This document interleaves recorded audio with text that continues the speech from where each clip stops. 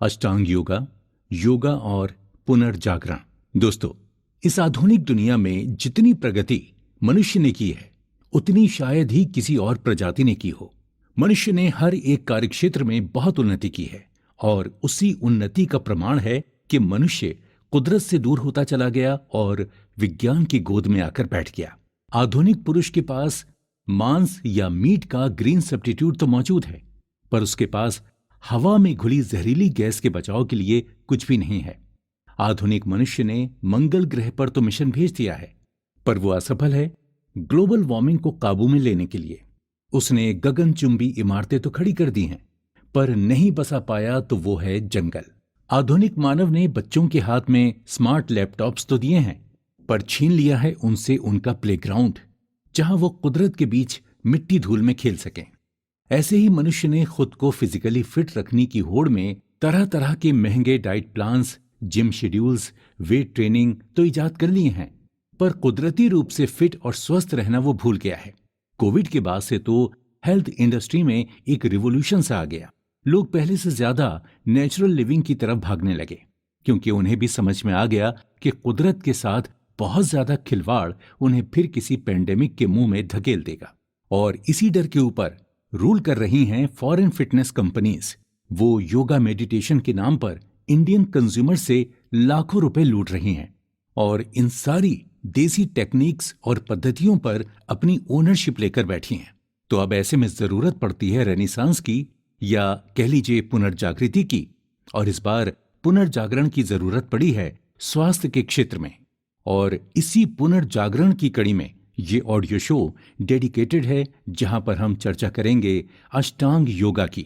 योगा वो नहीं जो आप और हम समझते हैं, बल्कि वो योगा जिसे महर्षि पतंजलि ने विश्व को समझाया। अष्टांग योगा का एक मूल मंत्र है, जिसमें 8 तरह की योग पद्धतियां शामिल हैं।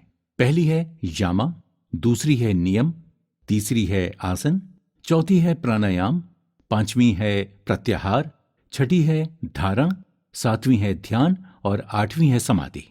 महर्षि पतंजलि का अष्टांग योग किसी फिजिकली एक्टिविटी के नाम नहीं है, बल्कि वो एक जीवन जीने की पद्धति है, जिसमें बहिरंग योग यानी एक्सटर्नल योगा और अंतरंग योग यानी योगा फॉर इनर सेल्फ शामिल है। दोस्तों, योगा केवल पेट अंदर बाहर करने का नाम नहीं है। ये एक जीवन शैली है, जिसके इस्तेमाल से आप स्वस्थ, लंबा और खुशहाल जीवन जी सकते हैं। तो क्या है अष्टांग योग का सूत्र और योग की एबीसी? जानिए इस एक्सक्लूसिव ऑडियो बुक में और बनिए इस पुनर्जागृति का हिस्सा सिर्फ कुकू एफएम पर। योग क्या है? वास्तव में योग शब्द संस्कृत के युज धातु से बना है, जिसका अर्थ है जोड़ना।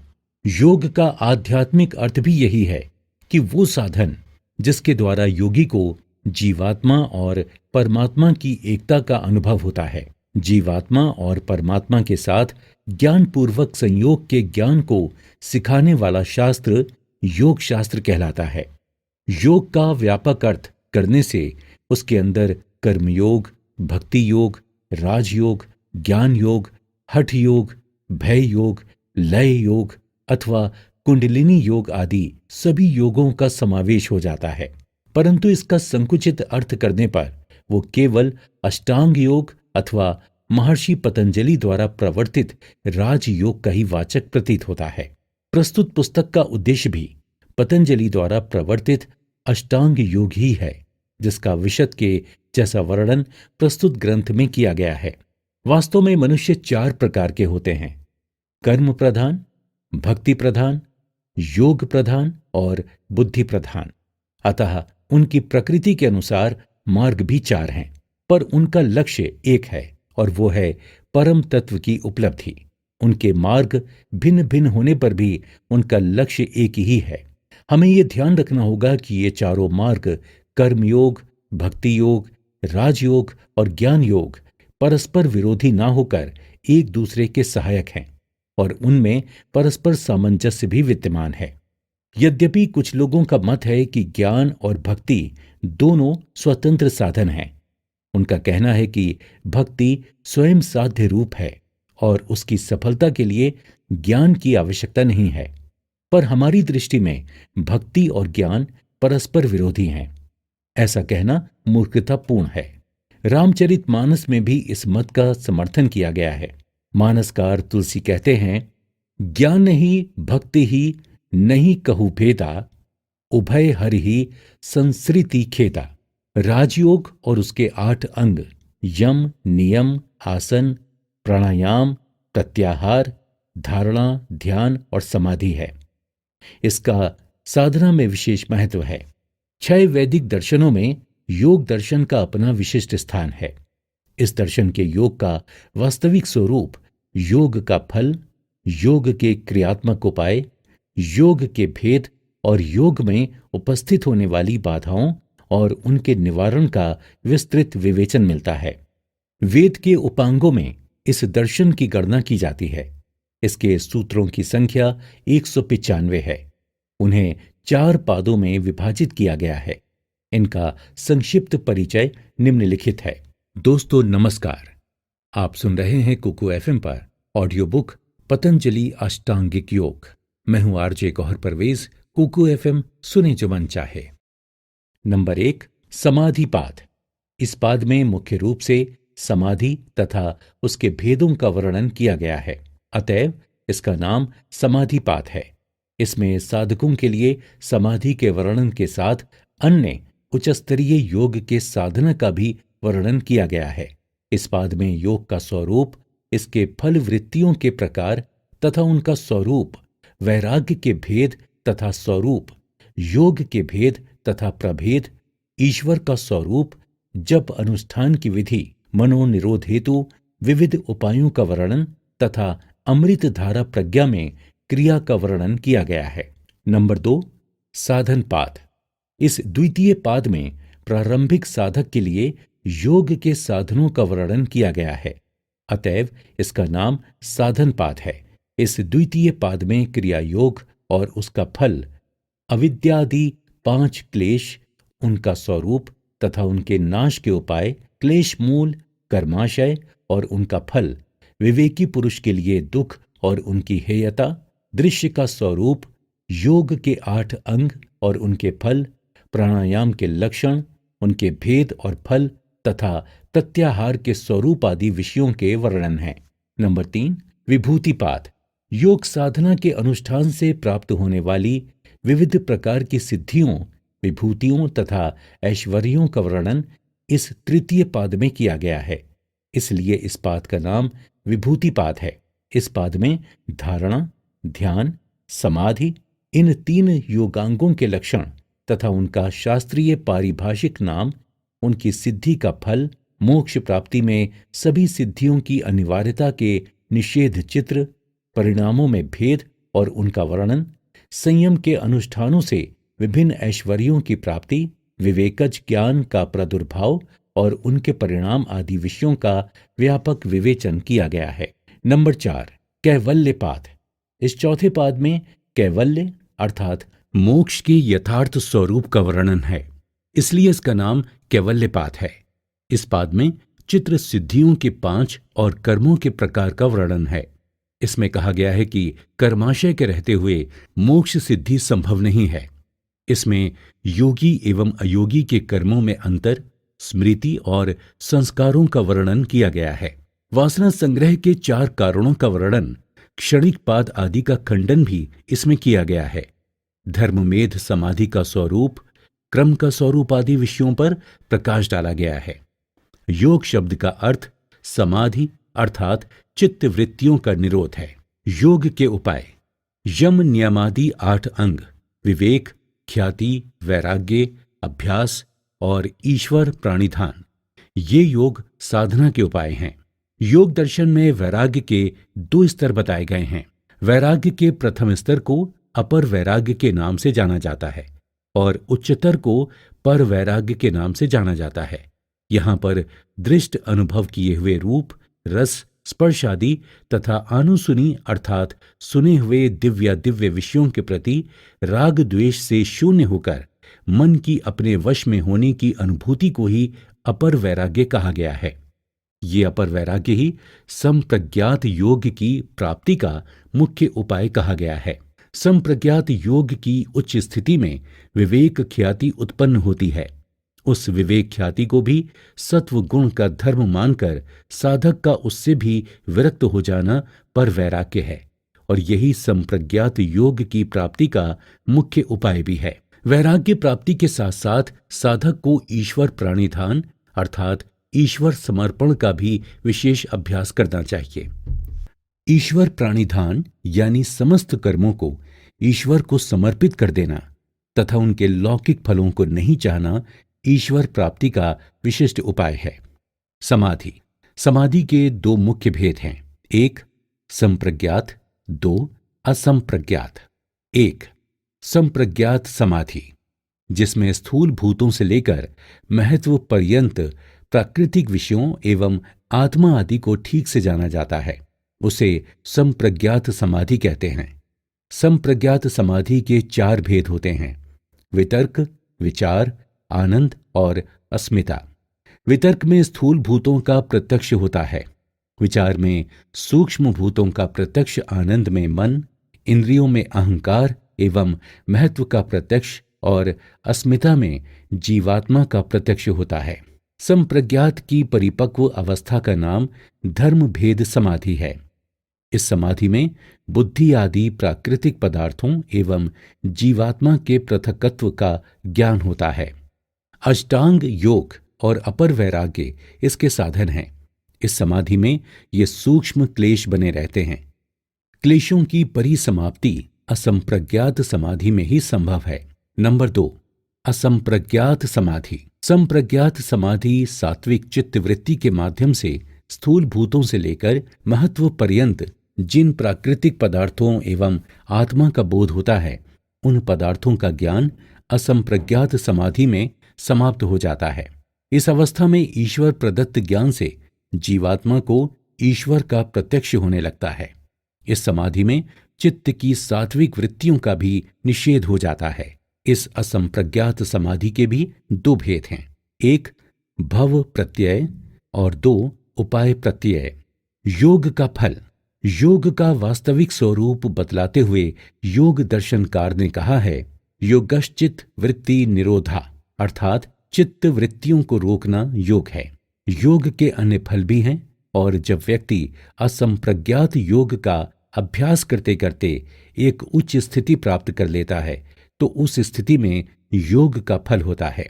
तदा दृष्टुः स्वरूपेव स्थानमम, अर्थात जब योगी परिपक्व अवस्था में पहुंच जाता है तथा उसको अपने स्वरूप का विशेष ज्ञान और ईश्वर के वास्तविक स्वरूप का आकार तथा उनका स्वरूप, वैराग्य के भेद तथा स्वरूप, योग के भेद तथा प्रभेद, ईश्वर का स्वरूप, जब अनुष्ठान की विधि, मनोनिरोध हेतु विविध उपायों का वर्णन तथा अमृत धारा प्रज्ञा में क्रिया का वर्णन किया गया है। नंबर 2, साधन पाद। इस द्वितीय पाद में प्रारंभिक साधक के लिए योग के साधनों का वर्णन की, वृत्तियों के प्रकार तथा उनका स्वरूप, वैराग्य के भेद तथा स्वरूप, योग के भेद तथा प्रभेद, ईश्वर का स्वरूप, जब अनुष्ठान की विधि, मनोनिरोध हेतु विविध उपायों का वर्णन तथा अमृत धारा प्रज्ञा में क्रिया का वर्णन किया गया है। नंबर 2, साधन पाद।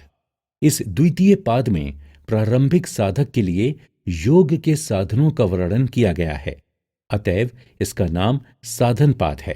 इस द्वितीय पाद में क्रिया योग और उसका फल, अविद्यादि 5 क्लेश, उनका स्वरूप तथा उनके नाश के उपाय, क्लेश मूल, कर्माशय और उनका फल, विवेकी पुरुष के लिए दुख और उनकी हेयता, दृश्य का स्वरूप, योग के 8 अंग और उनके फल, प्राणायाम के लक्षण, उनके भेद और फल तथा प्रत्याहार के स्वरूप आदि विषयों के वर्णन है। नंबर 3, विभूतिपाद। योग साधना के अनुष्ठान से प्राप्त होने वाली विविध प्रकार की सिद्धियों, विभूतियों तथा ऐश्वर्यों का वर्णन इस तृतीय पाद में किया गया है, इसलिए इस पाद का नाम विभूतिपाद है। इस पाद में धारणा, ध्यान, समाधि, इन 3 योगांगों के लक्षण तथा उनका शास्त्रीय पारिभाषिक नाम, उनकी सिद्धि का फल, मोक्ष प्राप्ति में सभी सिद्धियों की अनिवार्यता के निषेध चित्र, परिणामों में भेद और उनका वर्णन, संयम के अनुष्ठानों से विभिन्न ऐश्वर्यों की प्राप्ति, विवेकज ज्ञान का प्रादुर्भाव और उनके परिणाम आदि विषयों का व्यापक विवेचन किया गया है। नंबर 4, कैवल्य पाद। इस चौथे पाद में कैवल्य अर्थात मोक्ष के यथार्थ स्वरूप का वर्णन है, इसलिए इसका नाम कैवल्य पाद है। इस पाद में चित्र सिद्धियों के 5 और कर्मों के प्रकार का वर्णन है।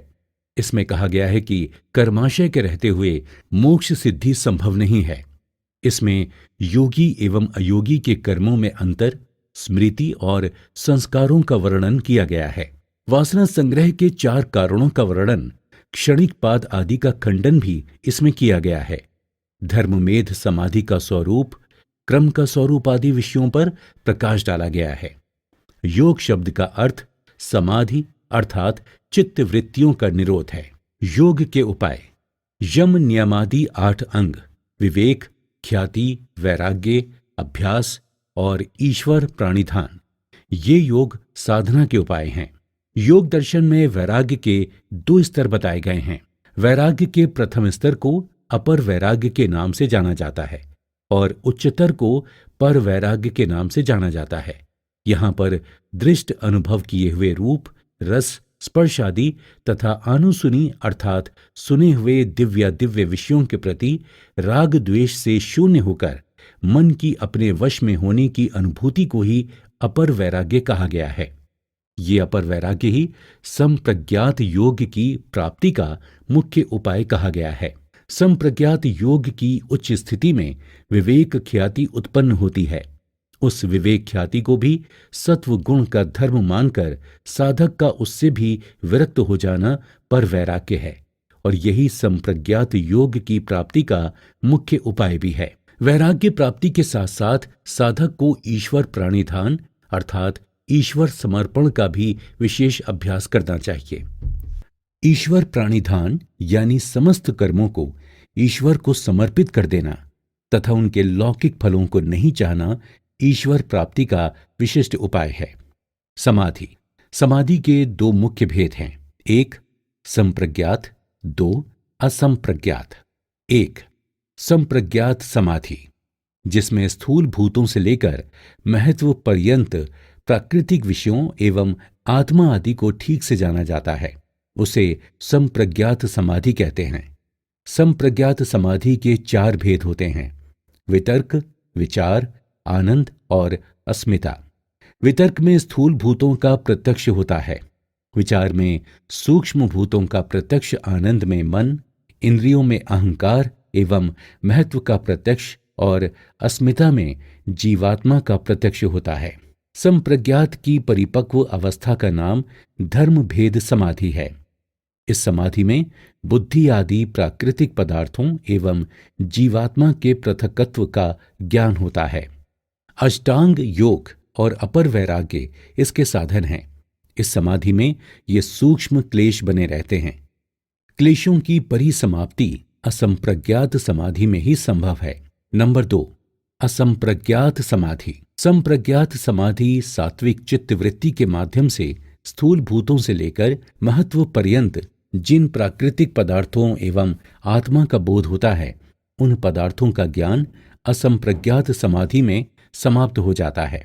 इस अवस्था में ईश्वर प्रदत्त ज्ञान से जीवात्मा को ईश्वर का प्रत्यक्ष होने लगता है। इस समाधि में चित्त की सात्विक वृत्तियों का भी निषेध हो जाता है। इस असंप्रज्ञात समाधि के भी 2 भेद हैं, 1 भव प्रत्यय और 2 उपाय प्रत्यय। योग का फल, योग का वास्तविक स्वरूप बतलाते हुए योग दर्शनकार ने कहा है, योगश्चित वृत्ति निरोधा अर्थात चित्त वृत्तियों को रोकना योग है। योग के अन्य फल भी हैं और जब व्यक्ति असंप्रज्ञात योग का अभ्यास करते करते एक उच्च स्थिति प्राप्त कर लेता है तो उस स्थिति में योग का फल होता है। तदा दृष्टुः स्वरूपेव स्थानमम अर्थात जब योगी परिपक्व अवस्था में पहुंच जाता है तथा उसको अपने स्वरूप का विशेष ज्ञान और ईश्वर के वास्तविक स्वरूप का परिज्ञान संभव हो जाता है, इस स्थिति को प्राप्त होकर जीवात्मा मोक्ष का अधिकारी बन जाता है। इस ऊंची उपलब्धि के अतिरिक्त भी योग के अन्य फल हैं, जिनका वर्णन निम्न है। 1. मेधा बुद्धि की प्राप्ति। योगी को सत्यासत्य, धर्माधर्म, कर्तव्य, नित्यानित्य, सुख दुख आदि के यथार्थ रूप को जानने वाली विशिष्ट बुद्धि की प्राप्ति होती है। नंबर 2.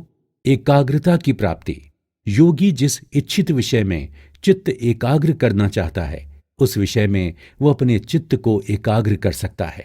नंबर 3. मन तथा इंद्रियों पर नियंत्रण। योगी शरीर की इंद्रियां और मन पर पूर्ण रूप से नियंत्रण कर लेता है। नंबर 4.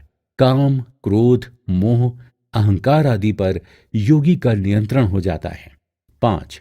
सकाम कर्मों की अपेक्षा योगी निष्काम कर्मी बन जाता है। सब योगों का सम्राट निष्काम कहा गया है। नंबर 6. जीवन में निश्चिंतता की भी योगी को प्राप्ति हो जाती है। सर्व चिंता परित्यागो निश्चिंतो योग उच्यते। चित्त परित्याग योग का लक्षण है। नंबर 7. योग दर्शन में वेदोक्त 3 अनादि तत्व हैं। नंबर 1. प्रथम अनादि तत्व ईश्वर। नंबर 2. द्वितीय अनादि तत्व जीवात्मा। नंबर 3. तीसरा अनादि तत्व प्रकृति। इन 3 अनादि तत्वों को भली प्रकार जानकर ही निष्काम कर्म और उपासना के माध्यम से व्यक्ति ईश्वर का साक्षात्कार करके मोक्ष के फल की प्राप्ति का भागी बन जाता है। नंबर 8. सब धर्मों का साधन योग ही है। नंबर 9. हठ योग के 7 अंग हैं, जिनके नाम षट हैं: कर्म, आसन, मुद्रा, प्रत्याहार, प्राणायाम, ध्यान और समाधि। इनका पालन करने से जीवन में धन्यता आती है। कर्म योग है। नंबर 10. प्राण की उपासना प्राण की सब इंद्रियों में श्रेष्ठता है। योग में प्राण की महिमा से परिचय होता है। प्राण सर्वत्र व्याप्त है। प्राचीन भारत में पतंजलि नाम के अनेक आचार्य हुए हैं। विभिन्न कालों में हुए पतंजलि नामक आचार्यों का विवरण इस प्रकार है। 1. योग सूत्रों के रचयिता महर्षि पतंजलि। 2. व्याकरण महाभाष्य के रचयिता। 3. निदान सूत्र के रचयिता। 4. परमार्थ सार के रचयिता। 5. सांख्याचार्य पतंजलि, जिनका उल्लेख योग विषयक ग्रंथों में किया गया है। नंबर 6. आयुर्वेद प्रवक्ता पतंजलि आयुर्वेद के चरक संहिता नामक ग्रंथ के चरक पतंजलि नामक आचार्य थे। 7. लौह शास्त्रकार के रूप में भी पतंजलि का उल्लेख मिलता है। यह स्पष्ट है कि पतंजलि नाम के अनेक आचार्य विभिन्न कालों में रहे हैं। आज ये समझा जाता है कि योग सूत्रकार, व्याकरण महाभाष्यकार और चरक के पतंजलि एक ही व्यक्ति हैं। योग दर्शनकार पतंजलि ने योग का लक्षण चित्त वृत्ति निरोध कहा है। कुछ विद्वानों के विचार से यह कहा जाता है कि पतंजलि ने व्याकरण, चिकित्सा और अध्यात्म के विषय पर रचना करके वाणी, शरीर तथा अंतकरण के दोषों का विनष्ट करने का प्रयास किया है। फिर भी विद्वानों का इस विषय में मतभेद है। कुछ विद्वानों का मत है, जिस व्यास ने ब्रह्म सूत्रों की रचना की, वही व्यास पातंजल योग सूत्रों के भाष्यकार तथा योग सूत्रकार पतंजलि व्याकरण के भाष्यकार हैं। योग सूत्रों के व्याख्याकार सर्वाधिक प्रसिद्ध व्यास भाष्य हैं। महर्षि पतंजलि के योग सूत्रों को आध्यात्मिक दृष्टि से सबसे गूढ़ और सारगर्भित माना जाता है।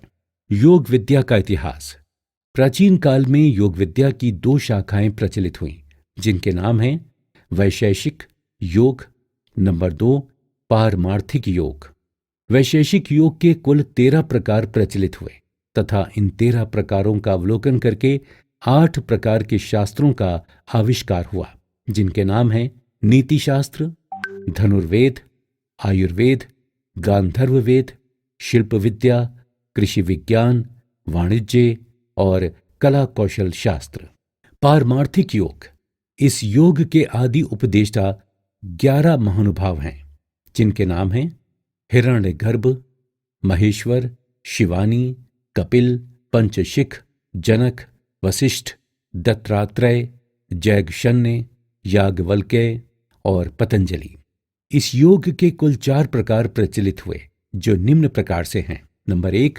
चित्त को एकाग्र करना। नंबर 2. सब मनोवृत्तियों को रोक देना। नंबर 3, वस्तु विषय चिंतन प्रवाह को उद्दीपन करना। नंबर 4, आत्मा का आत्मा के साथ या परमात्मा के साथ संयोग करा देना। इस परमार्थिक योग के इन चारों प्रकारों का अवलंबन करके 1 हठ योग, 2 लय योग, 3 राजयोग और 4 मंत्र योग, इन 4 योगों का आविष्कार हुआ। इनमें राजयोग सर्वोत्तम है तथा राजयोग करने के लिए पतंजल योग सूत्र को सर्वश्रेष्ठ माना गया है। पतंजलि योग पर सर्वोत्कृष्ट भाष्य व्यास भाष्य है। योग दर्शन अध्यात्म जगत में साधना का आधार है। महर्षि पतंजलि ने वेदों में उपलब्ध योग विद्या को सूत्र रूप में निबद्ध किया था। स्वामी दयानंद सरस्वती भी योग दर्शन पर व्यास भाष्य को पूर्णतया प्रामाणिक मानते हैं। इस प्रकार महर्षि पतंजलि का अष्टांग योग साधना की दृष्टि से साधकों के लिए परम उपयोगी ग्रंथ माना गया है, जिसकी विस्तृत विवेचना आगे की जाएगी। हानोपाय क्या है, इसका वर्णन निम्न है। हेय हेतु दृष्टा और दृश्य का संयोग ही दुखों का कारण होता है। हान अर्थात अविद्या के कारण संयोग के इस नाश को कैवल्य उपलब्धि के द्वारा माना गया है। अविद्या के अभाव से संयोग का अभाव हान कहलाता है। यथार्थ ज्ञान से अविद्या का विच्छेद हो जाता है। अविद्या को हान कहते हैं। संयोग का नाश होना ही हान है। इस अदर्शन के अभाव से बुद्धि और पुरुष के संग का अभाव ही अत्यंत दुख की निवृत्ति है। यही हान कहलाता है। अविद्या के विरोधी यथार्थ ज्ञान से अविद्या का उच्छेद हो जाता है। अविद्या का अभाव होने पर उस कार्य संयोग का भी जो अभाव होता है उसी को हान कहते हैं। इस हान की प्राप्ति का उपाय 2/26 सूत्र में विवेक ख्याति विप्लवा हानोपाय बताया गया है, अर्थात शुद्ध विवेक ख्याति हान का उपाय है। विवेक दृश्य दृष्टा के भेद और ख्याति नाम ज्ञान का है। अविद्या के अभाव हो जाने पर बुद्धि और जीवात्मा के अज्ञान जनित संयोग का अभाव हो जाता है। उससे जीवात्मा के बंधन का विनाश हो जाता है। हान का अर्थ मोक्ष है। योग दर्शन के कर्म सिद्धांत। योग का एक महत्वपूर्ण और अनिवार्य अंग कर्म का सिद्धांत है। कर्म शुभ, अशुभ और मिश्र 3 प्रकार के होते हैं। नंबर 1, क्रियमाण कर्म, जो वर्तमान में किया जाता है वो क्रियमाण कर्म कहलाता है। नंबर 2, संचित कर्म, जो क्रियमाण कर्म का संस्कार ज्ञान में जमा होता है उन्हें संचित संस्कार यानी कर्म कहा जाता है। नंबर 3, प्रारब्ध कर्म, पूर्व में किए गए कर्मों फलस्वरूप जिस सुख दुख फल का भोग किया जाता है उसको प्रारब्ध कर्म कहते हैं। योगियों के कर्म निष्काम शुभ कर्म होते हैं, परंतु अन्यों के कर्म शुभ अशुभ और मिश्रित 3 प्रकार के होते हैं। कर्मों के मूल में अविद्या आदि क्लेश विद्यमान रहने पर कर्मों के फल भोग के रूप में मिलते रहते हैं। क्लेशों का विनाश करके मोक्ष की प्राप्ति करना मनुष्य जीवन का मुख्य उद्देश्य है। ये अविद्या आदि क्लेश क्रिया योग और विवेक ख्याति के द्वारा निर्बल होकर भुने बीज के समान अपने उत्पत्ति के कारण चित्त में लीन हो जाते हैं। 5 क्लेशों से छूटकर जीवात्मा के मोक्ष तक पहुंचने के साधन निम्न हैं। प्रथम, साधक ईश्वर, जीव और प्रकृति, इनके वास्तविक स्वरूप को जाने ये परम आवश्यक है। द्वितीय, निष्काम कर्म को व्यवहार में लाया जाना चाहिए। तृतीय, अष्टांग योग का अनुसरण करना परम आवश्यक है। चतुर्थ, योगाभ्यासी सत्य पुरुषों का संगत करें। संगत की महिमा सर्वविदित है। 5 क्लेशों की स्थूल वृत्तियों का क्रिया योग से निर्बल करने का प्रयास करना चाहिए। पुनश्च उन्हें विवेक ख्याति द्वारा त्याग देने का प्रयास करना चाहिए। जहां तक कर्म की बात है, कर्म स्वयं अपना फल नहीं दे सकते क्योंकि वो चेतन नहीं है। कर्मों का फल ईश्वर ही देता है। कुछ कर्मों का फल हमें शीघ्र मिल जाता है और कुछ का विलंब से मिलता है। ये भी ध्यान देने वाली बात है कि संसार में जो दुख सुख मिलता है वो हमेशा अपने कर्मों का ही फल नहीं होता। जैसे चोर आदि के द्वारा जो दुख उत्पन्न होता है वो अपने कर्मों का फल नहीं होता है। कर्म का फल कर्ता को ही मिलता है, अन्य को नहीं। कर्माशय के 3 फल: 1 जाति, 2 आयु, 3 भोग। जाति जैसे मनुष्य, गाय, कुत्ता, वृक्ष आदि। आयु शरीर के अनुसार आयु मिलती है, जैसे मनुष्य की लगभग 100 वर्ष, गाय की 20 से 25 वर्ष, घोड़े की 30 से 35, कुत्ते की 12 से 14 वर्ष होती है। 3 भोग शरीर के अनुसार भोग की व्यवस्था है। वास्तव में कोई भी कर्म बिना फल दिए नष्ट नहीं होता है। मनुष्य और पशुओं दोनों के सुख दुख समान नहीं हैं। विवेकी के लिए सांसारिक सुख भी दुख ही हैं। इंद्रियों का भोग भोगने से कोई भी व्यक्ति कृत्य नहीं हुआ है।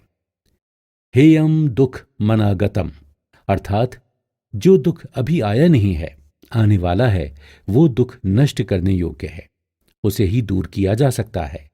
आगामी दुख को छोड़ने योग्य माना गया है। दृष्ट दृश्य योग संयोगे हेय हेतु। दृष्टा और दृश्य का संयोग हेय का कारण यानी उपाय है। जीवात्मा और सत्व रजतम तथा उनसे उत्पन्न बुद्धि आदि समस्त पदार्थों का जो अज्ञान पूर्वक संबंध है, जो दुख का कारण है, उसे त्याज्य माना गया है। यहां ये बात विचारणीय है कि अज्ञान के कारण आत्मा और दृश्य का संयोग होता है, और यह संयोग ही बंधन का कारण है। ज्ञानपूर्वक संयोग बंधन का कारण नहीं है। संयोग के हेतु को दूर कर देने से दुख की निवृत्ति हो जाती है। कारण के अभाव होने का कार्य का भी अभाव हो जाता है। प्रत्येक योगाभ्यासी को यह जानना चाहिए कि अज्ञान पूर्वक प्रयोग करने से संसार के पदार्थ बंधन का कारण बन जाते हैं, अन्यथा भोग पूर्वक और ज्ञान पूर्वक प्रयोग करने से वो मोक्ष के साधन बन जाते हैं। जो व्यक्ति कारण और कार्य को ठीक प्रकार से जानता है, वो अमृत तत्व को प्राप्त कर लेता है। सूत्र 18 में दृश्य का स्वरूप बताया गया है।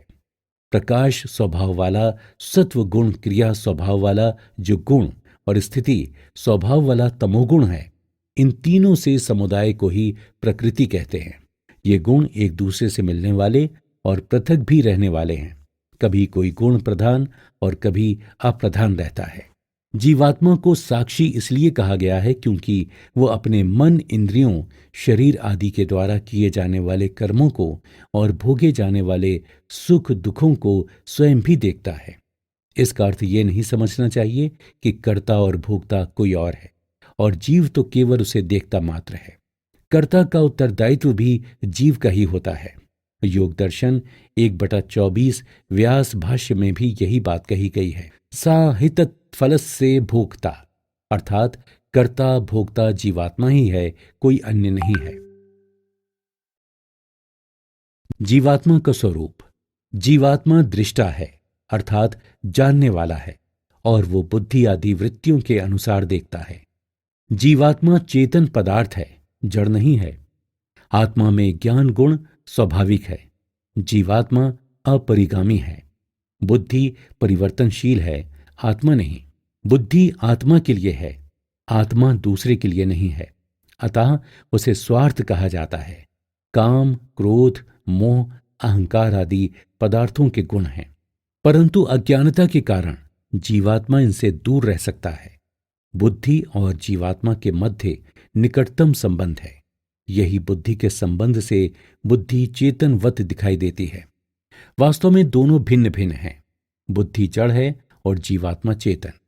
जब व्यक्ति अपने स्वरूप को ठीक प्रकार से जान जाता है तो उसकी ये भ्रांति दूर हो जाती है कि मैं और बुद्धि एक हैं। आत्मा के स्वरूप को ठीक प्रकार से जानने से व्यक्ति मन, बुद्धि और इंद्रियों के अधीन नहीं होता है। कठोपनिषद कहता है, आत्मान रथिनम विद्वे। आत्मा को रथ का स्वामी जानो, बुद्धि को सारथ जानो, मन को लगाम जानो, इंद्रियों को घोड़े जानो। आत्मा आनंद स्वरूप नहीं है। आत्मा अगर आनंद स्वरूप होता तो वो दुख मिश्रित सांसारिक भोगों में क्यों पड़ता? आनंद गुण स्वाभाविक होता तो ईश्वर के आनंद की प्राप्ति के लिए भारतीयों ने योगाभ्यास का विधान क्यों चुना है? वेद और योग का संबंध। मानवीय जीवन की समस्त समस्याओं का समाधान वेद में है। ये भारतीय ऋषियों की मान्यता है। सब सत्य विद्याओं में प्रमुख रूपेण ब्रह्म विद्या अर्थात योग विद्या से घनिष्ठ संबंध है। सर्वज्ञानमयी वैदिक संहिताओं का मूलाधार यौगिक प्रक्रिया ही है। हिरण्यगर्भा ही योग के आदि प्रवक्ता हैं, अन्य कोई नहीं। महाभारत में सांख्य का प्रवक्ता कपिल तथा योग का आदि प्रवक्ता हिरण्यगर्भ बताया गया है। काल की दृष्टि से पतंजलि योग से सांख्य दर्शन को प्राचीन माना गया है। वेदांत दर्शन में भी चित्त वृत्ति निरोध के लिए आसन, प्राणायाम, ध्यान, एकाग्रता आदि उन विधियों का संकेत मिलता है जिनका विधान योग दर्शन में किया गया है। ऐसा प्रतीत होता है कि अन्य दर्शनों का पूरक होता हुआ ये वास्तव में पतंजलि द्वारा रचित योग दर्शन व्यवहारिक जीवन से संबंधित शास्त्र ही है। महर्षि पतंजलि वैदिक योग परंपरा के प्रसिद्ध ऋषि माने जाते हैं। साधन पाद का महत्व। प्रथम पाद में समाहित चित्त वाले योग के उत्तम अधिकारियों के लिए योग का स्वरूप, उसके भेद और उसका फल संप्रज्ञात और असंप्रज्ञात समाधि का बड़े ही विस्तार के साथ वर्णन किया गया है और योग के मुख्य उपाय, अभ्यास तथा वैराग्य को साधन की विधियां बतलाई गई हैं। परंतु विक्षिप्त चित्त वाले सांसारिक वासनाओं तथा राग द्वेष आदि से मलिन है और जिनके लिए अभ्यास और वैराग्य कठिन है, उनका चित्त भी शुद्ध होकर अभ्यास और वैराग्य को कर सके, इस उद्देश्य से चित्त की एकाग्रता के उपाय तथा क्रिया योग पूर्वक यम नियम आदि 8 अंगों का वर्णन साधन पाद में किया गया है। इस प्रकार उत्तम और मध्यम वर्ग की इन 2 श्रेणियों के लिए भी अष्टांग योग का वर्णन किया गया है। अतः अष्टांग योग का वर्णन साधन पाद में किया गया है। इस प्रकार उत्तम और मध्यम वर्ग की इन 2 श्रेणियों के लिए भी अष्टांग योग का वर्णन किया गया है। अतः अष्टांग योग का वर्णन प्रायः मध्यम साधकों के लिए माना जाना चाहिए, जो विक्षिप्त चित्त वाले हैं। साधन पाद में वर्णित 8 अंग सभी साधकों के लिए लाभप्रद माने गए हैं। आधुनिक जीवन में योग का महत्व एवं उपयोगिता। आज का मानव अत्यंत अशांति और विषाद की स्थिति से घिरा है। उसमें सुख, शांति एवं स्वस्थ जीवन का सर्वथा अभाव है। शारीरिक और मानसिक क्लेशों में घिरा मानव जीवन एक बड़ी ही विषम परिस्थिति से गुजर रहा है और उसका एकमात्र उपाय अपने जीवन में यौगिक जीवन शैली का समावेश करना है। यद्यपि योग की प्राचीनता सर्वविदित है, किंतु आधुनिक समय में हमारे जीवन में योग का महत्व बहुत अधिक हो गया है। आज का हमारा समाज बड़ी विकृत स्थिति में पहुंच गया है और उसमें निरंतर विषमता की खाई बढ़ती जा रही है। अतः योग की महत्ता हमारे जीवन में बहुत अधिक उपयोगी एवं आवश्यक हो गई है। योग शब्द संस्कृत के युज धातु से बना है, जिसका अर्थ ही होता है जोड़ना। आज के विखंडित समाज को जोड़ने में योग बहुत ही उपयोगी भूमिका निभा सकता है। यद्यपि योग का आध्यात्मिक अर्थ है वो साधन सारणी जिसके द्वारा व्यक्ति को जीवात्मा और परमात्मा की एकता का अनुभव होता है। इस ज्ञान को सिखाने वाला शास्त्र ही योग शास्त्र कहलाता है। योग वो आध्यात्मिक विद्या है जो जीवात्मा का परमात्मा के साथ संयोग कराने की प्रक्रिया बतलाती है। योग के व्यापक अर्थ में उसके अंतर्गत कर्मयोग, भक्ति योग, राजयोग, ज्ञान योग, हठ योग, भय योग, लय योग, कुंडलिनी योग आदि सभी योगों का समावेश है। परंतु उसका संकुचित अर्थ करने से वो केवल अष्टांग योग अथवा पतंजलि द्वारा प्रवर्तित राजयोग का ही वाचक प्रतीत होता है। मनुष्य 4 प्रकार के होते हैं: कर्म प्रधान, भक्ति प्रधान, योग प्रधान और बुद्धि प्रधान। इनकी प्रकृति के अनुकूल मार्ग भी 4 ही हैं। यद्यपि सबका लक्ष्य एक ही है, एक परम सौंदर्य से भरा जीवन जीते हुए परम तत्व की उपलब्धि। मार्ग भिन्न भिन्न होते हुए प्राप्तव्य का स्थान एक ही है। 4 प्रकार के मनुष्यों को भिन्न भिन्न दृष्टियों से परम तत्व उपलब्ध करने के 4 मार्ग बताए गए हैं। उन्हीं को कर्मयोग, भक्ति योग, राजयोग और ज्ञान योग के नाम से पुकारते हैं। हमें ये ध्यान रखना अत्यंत आवश्यक है कि ये चारों मार्ग परस्पर विरोधी नहीं होकर एक दूसरे के सहायक हैं। कर्म योग से मल का नाश होता है, चित्त की शुद्धि होती है और हाथों में कुशलता आती है। भक्ति योग से हृदय का विकास होता है, राजयोग से मन की स्थिरता और एकाग्रता आती है तथा ज्ञान योग से अज्ञान का आवरण हटता है, बुद्धि का विकास होता है, आत्मज्ञान की उपलब्धि होती है। साधक को चाहिए कि वो चारों प्रकार के योगों का अभ्यास करे और सभी प्रकार के योगों को आधार बनाकर साधक के रूप में उनका अपने जीवन में समावेश करें। प्रस्तुत ग्रंथ का विषय अष्टांग योग है, जो वस्तुतः पतंजलि द्वारा प्रवर्तित राजयोग ही है। राजयोग तथा उसके 8 अंग जीवन के लिए परम उपयोगी माने गए हैं। राजयोग के 8 अंग यम, नियम, आसन, प्राणायाम, प्रत्याहार, धारणा, ध्यान और समाधि हैं। यम का अर्थ है अहिंसा, सत्य, अस्तेय यानी चोरी न करना, ब्रह्मचर्य और अपरिग्रह निर्लोभता का अभ्यास करना, शौच यानी बाहर भीतर की पवित्रता, संतोष, तप, स्वाध्याय और ईश्वर प्राणिधान, इन 5 व्रतों के पालन का नाम नियम है। यम नियम के अभ्यास से योग साधक की चित्त अशुद्धि होती है। मैत्री, करुणा, मुदिता को बढ़ाने से घृणा, ईर्ष्या और हृदय की कठोरता नष्ट होकर मन को शांति मिलती है। आसन साधने से व्यक्ति स्थिर और दृढ़ हो जाता है। प्राणायाम के अभ्यास से चित्त का विक्षेप दूर होता है और रज एवं तम अवगुणों का नाश होता है। प्राणायाम करने से मनुष्य का शरीर हल्का हो जाता है। प्रत्याहार के करने से इंद्रियों की विषयों से निवृत्ति के अभ्यास से साधक का मनोबल दृढ़ होता है तथा मानसिक शांति मिलती है। मन को एकाग्र करने का नाम धारणा है। ध्यान किसी वस्तु के निरंतर चिंतन को कहते हैं और धारणा, ध्यान और समाधि, इनके अभ्यास का नाम संयम है। बाह्य पदार्थों में संयम करने से अनेक प्रकार की सिद्धियां प्राप्त होती हैं। इन महासिद्धियों के नाम हैं: 1. अणिमा, अपने को अणु के सदृश सूक्ष्म बना लेना। नंबर 2. महिमा, अपने को पर्वत के समान विशालकाय बना लेना। नंबर 3. लधिमा, यानी शरीर को रुई के समान हल्का बना लेना। नंबर 4. गरिमा, अपने शरीर को लोहे के पर्वत जैसा भारी बना लेना। नंबर 5. प्राप्ति, चंद्रमा को अंगुली के अग्रभाग से छू लेना। 6. प्राकाम में, सब प्रकार की इच्छाओं का पूर्ण हो जाना। नंबर 7. ईशित्व, सृष्टि उत्पन्न करने की शक्ति। नंबर 8. वशित्व, सब पर शासन करने तथा पंच महाभूतों पर विजय प्राप्त कर लेने की शक्ति। इन अष्ट सिद्धियों की उपलब्धि भी साधकों को योग सिद्धि के माध्यम से सुलभ हो सकती है।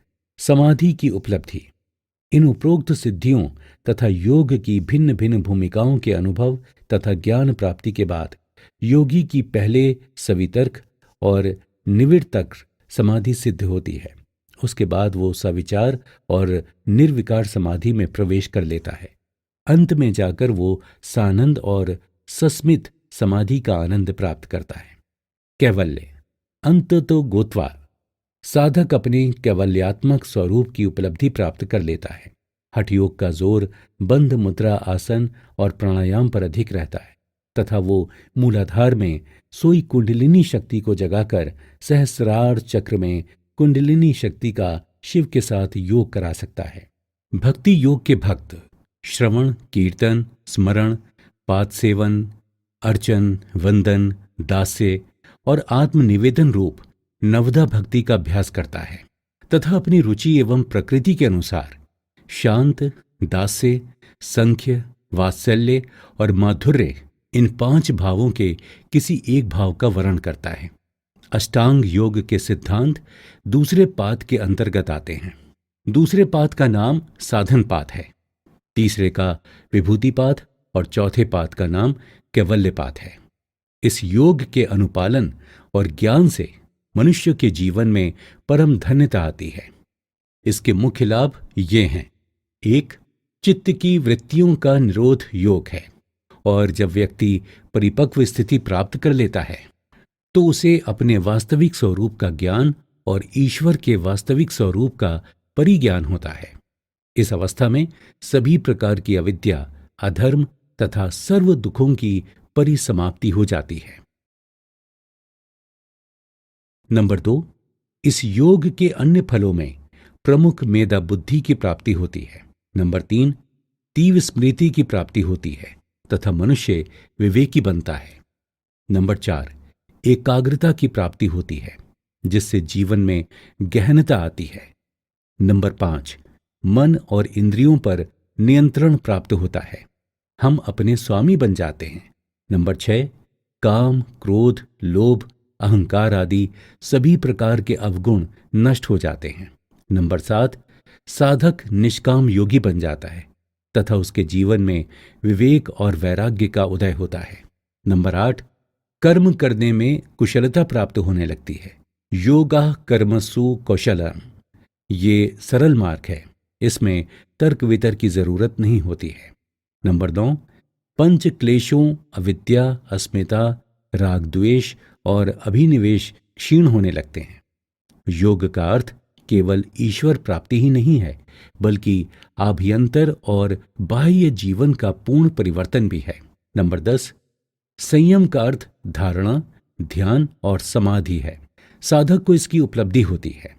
नंबर 11, क्रिया योग की उपलब्धि होती है जिसमें तप, स्वाध्याय और ईश्वर प्राणिधान की उपलब्धि भी हो जाती है। नंबर 12, योग के 8 अंगों के परिपालन से जीवन में धन्यता आती है। नंबर 13, सब धर्मों का मूल साधन योग ही है, अतः उसका अनुशीलन आवश्यक होता है। नंबर 14, ब्रह्म भावना दृढ़ होने लगती है। योग वासिष्ठ ने योग को संसार सागर पार करने की युक्ति कहा है। 15, मनोलय योग वशिष्ठ के अनुसार मन ही संसार को उत्पन्न करने वाला है। मन को जीत लेने से सबको जीत लिया जाता है। संसार रूपी दुख से मुक्त होने का उपाय केवल मन का विग्रह करना है।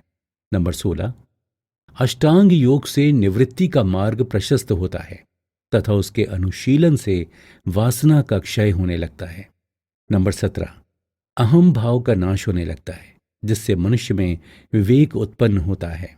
18, कर्तव्य भाव का अनुराग सुगम हो जाता है। 19, मन में आसक्ति का अभाव हो जाता है जिससे जीवन में त्याग आता है। 20, प्राण निरोध से मन शांत होने लगता है और जीवन में स्थिरता आती है। 21, योग की 7 भूमिकाएं: 1, शुभेच्छा, 2, विचारणा, 3, तनुमानसा, 4, सत्वापत्ति, 5, असंशक्ति, 6, पदार्थ भावनी और 7, तुरिया प्राप्ति का मार्ग सुगम हो जाता है। 22, गीता योग का सर्वश्रेष्ठ ग्रंथ है जिसका मूल अभिप्राय योग की शिक्षा देना ही है। गीता का योग साधक के जीवन को परम धन्य बना देगा। सुख दुखे समे कृत्वा लाभा लाभो जया जयो ततो युद्धाय युज्यस्व नैवं पापम वापस्यसि। गीता 23। अर्थात सुख दुख हानि लाभ जय पराजय को समान मानने से जीवन में परम स्थिरता आएगी। 23, योग के अभ्यास में विभिन्न सिद्धियां प्राप्त होने लगती हैं, इनकी संख्या 30 मानी गई है। 24, बौद्ध धर्म तथा जैन धर्म में भी योग विद्या का बार बार उल्लेख आता है। योग के अन्य प्रकारों में कबीर का योग, श्री अरविंद का योग, मंत्र योग, कुंडलिनी शक्ति योग, अष्टांग योग, प्रेम योग आदि का वर्णन आता है। योग में षड कर्म 1 धौती, 2 वस्ती, 3 नेति, 4 नौली, 5 कपालभाति और 6 गाटक का अभ्यास योगी के लिए बड़ा लाभप्रद माना गया है। 25, स्वस्थ जीवन के लिए योग परम आवश्यक है। योग से व्यक्तित्व का विकास संभव है। प्रत्याहार बंध तथा मुद्राओं का प्रयोग परम लाभकारी है। योग के अभ्यास से व्यक्तित्व के सभी पहलुओं का विकास संभव है। योग और व्यक्तित्व का शारीरिक, भावनात्मक, बौद्धिक और सामाजिक तथा व्यक्तित्व का आध्यात्मिक पहलू सबका विकास संभव है। बुद्धि योग ही सबसे उत्तम और अंतिम साधन है। अष्टांग योग हमारे जीवन को धन्य बना देता है। आत्मज्ञान की प्राप्ति हो जाने पर ज्ञानी पुरुष तत्काल शांति को प्राप्त कर लेता है। मिथ्या ज्ञान से प्राप्त हुई भेद बुद्धि ही सारे अनर्थों की जड़ है। अष्टांग योग के अभ्यास से इन सब का सर्वथा अभाव होने लगता है। ब्रह्म और आत्मा की एकता का पतंजलि योग दर्शन माता पिता द्वारा अपने बच्चों को दिए जाने वाले मार्गदर्शन के समान है और इसका आरंभ नैतिक ज्ञान से किया गया है। पतंजलि ने अपने सूत्रों में प्रत्याहार, ध्यान और धारणा का ज्ञान दिया है, जिससे मनुष्यों को जीवन के मन पर नियंत्रण और स्थिरता मिलती है। महर्षि ने अपने योग सूत्रों में किसी विशेष जाति धर्म को नहीं बल्कि संपूर्ण मानवता को संबोधित किया है। कई विद्वानों ने पातंजल योग सूत्रों को षड दर्शनों में सर्वाधिक प्राचीन बताया है। उनका कहना है कि योग सूत्रों की रचना बौद्ध युग से पूर्व लगभग 7000 ईसा पूर्व में हो चुकी थी। यद्यपि राधा कृष्णन आदि विद्वानों ने योग सूत्र का काल लगभग 300 ईस्वी बताया है। आचार्य उदयवीर शास्त्री ने पतंजलि को शुग वंशीय पुष्यमित्र का समकालिक माना है, जिसने व्याकरण महाभाष्य, चरक संहिता तथा योग पर व्याख्या ग्रंथ लिखा। परंतु ऐसा प्रतीत होता है कि पातंजल योग इससे अधिक प्राचीन है। महाभारत के विवरणों से प्रतीत होता है कि योग सूत्रकार पतंजलि कृष्ण द्वैपायन वेदव्यास से पूर्ववर्ती आचार्य थे। इन विभिन्न मतों के परिप्रेक्ष्य में इतना कहना ही ठीक होगा कि सब गुरुओं का गुरु वही एकमात्र परमात्मा हिरण्यगर्भ है, जिसने वेदों में मनुष्य के लिए योग विद्या का ज्ञान दिया है। हमारा ये शरीर धर्म का और कर्म का प्रधान साधन है। बिना शरीर के न योग हो सकता है और न ही साधनाएं हो सकती हैं। यद्यपि कुछ योग चिंतकों ने शरीर को बाधक रूप में भी स्वीकार किया है।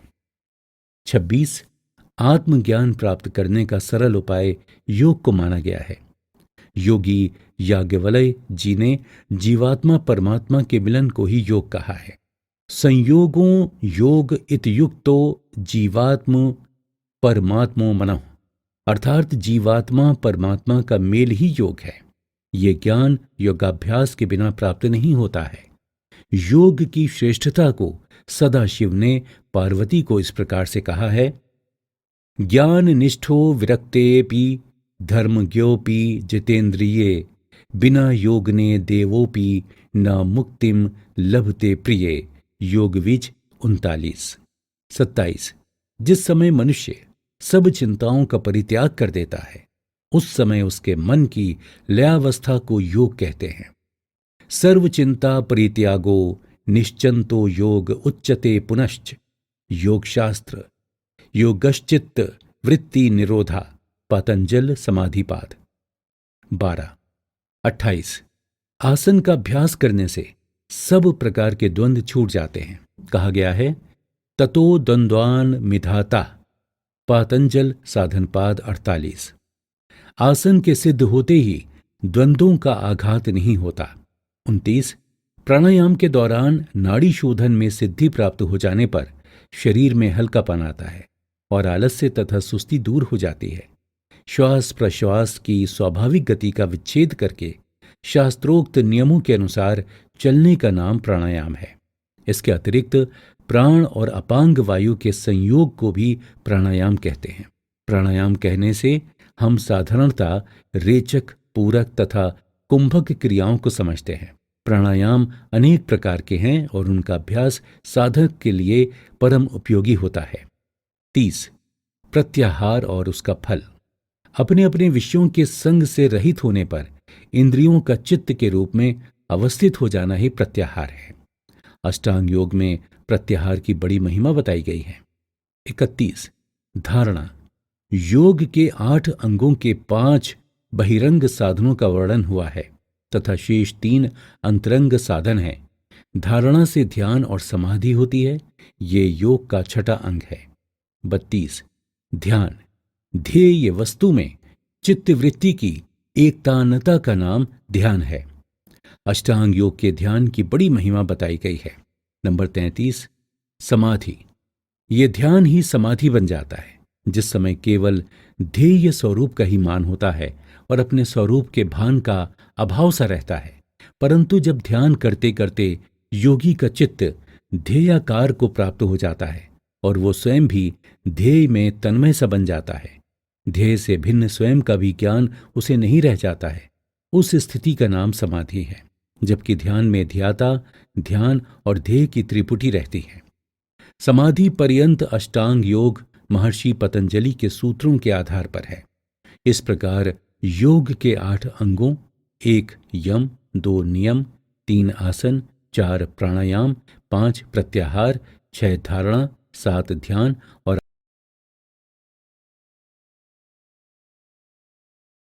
8 समाधि के बारे में जानकारी हमारे जीवन में नए आयामों को खोलने का माध्यम बन जाती है और हमारा जीवन कृत्य कृत्य हो जाता है। योग